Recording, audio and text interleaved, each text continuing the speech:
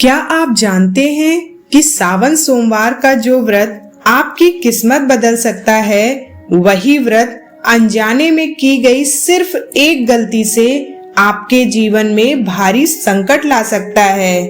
शास्त्रों में लिखा है कि अगर भगवान शिव नारायण की तरह सीधे और भोले हैं, तो वे रुद्र भी हैं। सावन के महीने में ब्रह्मांड की सबसे शक्तिशाली ऊर्जाएं जागृत होती हैं। लेकिन क्या होगा अगर आप अनजाने में शिवलिंग पर कुछ ऐसा चढ़ा रहे हैं जिसे खुद महादेव ने वर्जित घोषित किया था?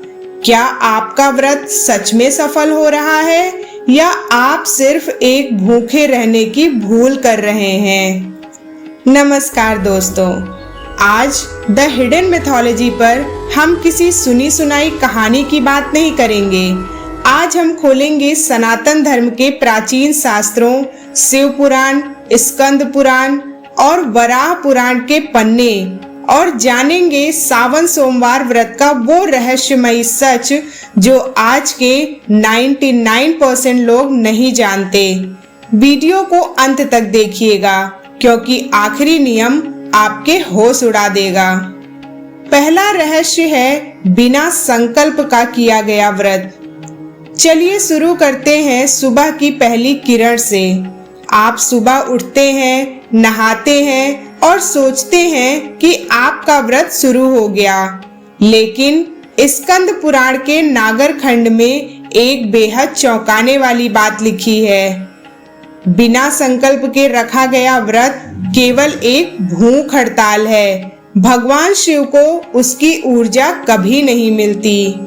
शास्त्रों के अनुसार सूर्योदय से पहले यानी ब्रह्म मुहूर्त के बीच उठना अनिवार्य होता है। उसके बाद हाथ में जल, अक्षत और पुष्प लेकर महादेव के सामने खड़े होकर मंत्रों के साथ संकल्प लिया जाता है कि हे महादेव, मैं आज आपके निमित्त यह व्रत करने जा रही हूँ। अगर आप यह संकल्प लेना भूल जाते हैं तो आध्यात्मिक रूप से आपके व्रत का खाता खुलता ही नहीं है। आपकी शारीरिक ऊर्जा तो खर्च होती है, लेकिन मानसिक और आध्यात्मिक चक्र जागृत ही नहीं होते। दूसरा रहस्य है शिवलिंग पर वर्जित वस्तुएं चढ़ाना। अब आते हैं उस रहस्य पर जहां लोग सबसे ज्यादा गलतियां करते हैं। अक्सर लोग श्रद्धा में आकर हर पवित्र चीज को शिवलिंग पर चढ़ा देते हैं, लेकिन शिव पुराण की विदेश्वर संहिता में कुछ ऐसी चीजों का जिक्र है जिन्हें शिवलिंग पर छूना भी महापाप माना गया है। पहला है तुलसी के पत्ते। तुलसी भगवान विष्णु की प्रिया हैं, लेकिन अपने पूर्व जन्म में वह असुर जालंधर की पत्नी वृंदा थी।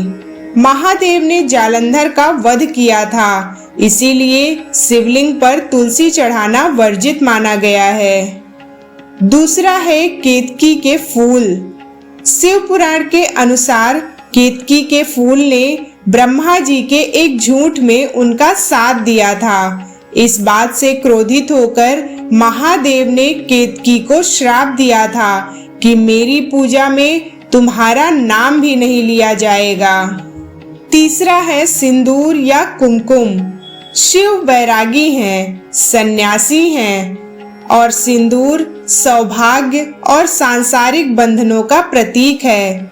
शिवलिंग पर सिंदूर चढ़ाना उनकी वैराग्य ऊर्जा का अपमान करना है। और चौथा है शंख का जल।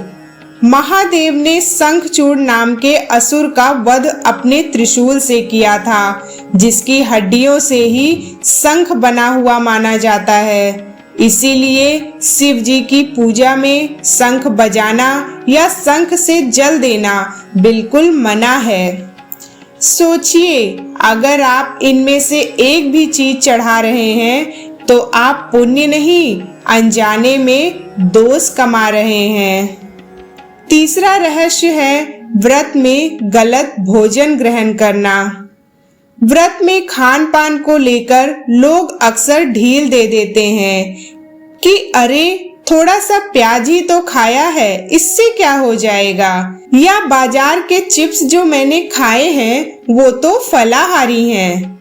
लेकिन वराह पुराण भोजन के विज्ञान को बहुत गहराई से समझाता है। सावन के महीने में मानसून अपने चरम पर होता है। इस समय हमारी पाचन अग्नि बहुत कमजोर होती है। लहसुन और प्याज को शास्त्रों में तामसिक कहा गया है, क्योंकि पौराणिक कथाओं के अनुसार इनकी उत्पत्ति राहु और केतु के रक्त के बूंदों से हुई थी। यह आपके शरीर में क्रोध और कामुकता की ऊर्जा को बढ़ाते हैं। अगर आप व्रत में एक समय भोजन कर रहे हैं तो केवल सेंधा नमक का ही प्रयोग करें। साधारण समुद्री नमक केमिकल और रिफाइनिंग प्रोसेस से गुजरता है, जो व्रत की शुद्धता को नष्ट कर देता है। और साथ ही बाजार के डिब्बा बंद फलाहारी चिप्स से भी दूर रहना चाहिए, क्योंकि इनमें इस्तेमाल होने वाला तेल सात्विक नहीं होता है। चौथा रहस्य है मानसिक ब्रह्मचर्य का पालन ना करना। क्या आपका व्रत सिर्फ पेट तक ही सीमित है? वराह पुराण कहता है कि व्रत 3 स्तरों पर होता है, शारीरिक, वाचनिक यानी आपकी बोली, और मानसिक।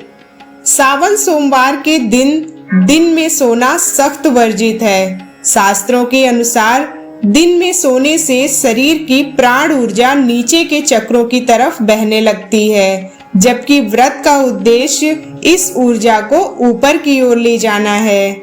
इसके अलावा अगर आपने व्रत रखा है लेकिन दिन भर किसी की चुगली की, किसी पर गुस्सा किया या मन में गंदे विचार लाए, तो आपका व्रत उसी क्षण खंडित हो जाता है। ब्रह्मचर्य का मतलब सिर्फ शारीरिक दूरी नहीं, बल्कि विचारों की परम शुद्धता है। 5वां रहस्य है शिवलिंग की गलत तरीके से पूजा करना। अब आता है वो अंतिम और सबसे बड़ा रहस्य जो आपके पूरे पूजा के फल को बदल सकता है। जब आप मंदिर जाते हैं तो आप शिवलिंग की परिक्रमा कैसे करते हैं? क्या आप अनजाने में शिवलिंग का पूरा चक्कर काट लेते हैं? अगर हाँ, तो रुक जाइए। शिव पुराण की कोटि रुद्र संहिता के अनुसार शिवलिंग की पूरी परिक्रमा कभी नहीं की जाती। इसे चंद्राकार परिक्रमा या आधी परिक्रमा कहा जाता है। शिवलिंग से जो जल बाहर निकलता है उस जल मार्ग को सोम सूत्र या निर्मली कहा जाता है। इस सोम सूत्र में साक्षात शिव और शक्ति की प्रचंड ऊर्जा बहती है। शास्त्रों में लिखा है कि जो इंसान अज्ञानतावश इस सोम सूत्र को लांघ जाता है, उसका पूरा नर्वस सिस्टम उस भारी ऊर्जा को बर्दाश्त नहीं कर पाता। इससे मानसिक अशांति, काम में रुकावट और शारीरिक दोष उत्पन्न हो सकते हैं। शिवलिंग की परिक्रमा हमेशा बाईं ओर से शुरू करना चाहिए। सोम सूत्र तक जाएं, उसे नमन करें और वहीं से वापस मुड़ जाएं। कभी भी उसे पार करने की गलती ना करें। सावन का सोमवार केवल एक रस्म नहीं है, यह ब्रह्मांड की उस परम शक्ति से जुड़ने का एक विज्ञान है। शास्त्रों के इन नियमों का पालन करके ही आप शिव की वास्तविक कृपा पा सकते हैं। तो इस सावन इन गलतियों से बचिए और महादेव की कृपा से अपने जीवन को धन्य बनाइए। अगर आपको आज की यह प्रामाणिक और शास्त्र सम्मत जानकारी मूल्यवान लगी हो तो इस वीडियो को अपने परिवार और दोस्तों के साथ जरूर शेयर करें, ताकि वो भी सावन सोमवार के व्रत में इन गलतियों को करने से बच सकें। कमेंट सेक्शन में हर हर महादेव लिखकर जरूर बताइएगा कि क्या आप भी सावन सोमवार का व्रत रखते हैं। ऐसे ही और रहस्यमयी और पौराणिक सच्चाइयों को जानने के लिए हमारे चैनल द हिडन मैथोलॉजी को सब्सक्राइब जरूर करें। मिलते हैं अगले वीडियो में एक नए रहस्य के साथ। तब तक के लिए हर हर महादेव।